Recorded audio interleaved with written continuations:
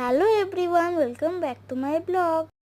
আজকে আমি আপনাদেরকে দেখাবো আমার মায়ের হাতে পেপার চিকেন। প্রথমে সাদা তেলের ওপর জিরে, তেজপাতা, শুকনো লঙ্কা ফোড়ন দিয়ে তাতে কুচনো পেঁয়াজগুলো ভালো করে ভেজে নিতে হবে। তারপর ওর মধ্যে আদা রসুনের পেস্ট দিয়ে দিতে হবে। এর মধ্যে আদার পরিমাণটা একটু কম আর রসুনের পরিমাণটা একটু বেশি দিতে হবে। দিয়ে দেখুন, আমি চিকেনগুলো ম্যারিনেট করে রেখেছিলাম, সেই চিকেনগুলো এর মধ্যে দিয়ে দিচ্ছি।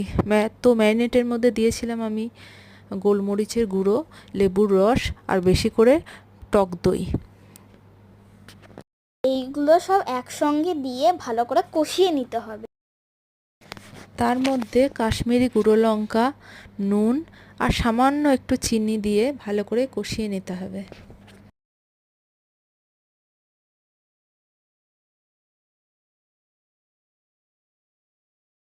আবার আমরা একটা গোলমরিচ গুঁড়ো অ্যাড করে দিলাম।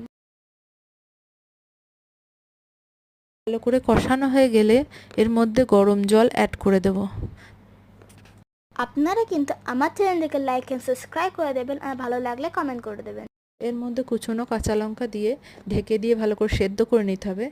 তারপর কাসুরি মেথি আর গোটা গোলমরিচ গুঁড়ো দিয়ে নামিয়ে নিলেই ready pepper chicken. Thank you for watching my blog everyone. ভালো লাগলে সাবস্ক্রাইব করবে আর কমেন্ট করবেন। Okay, for now on, by.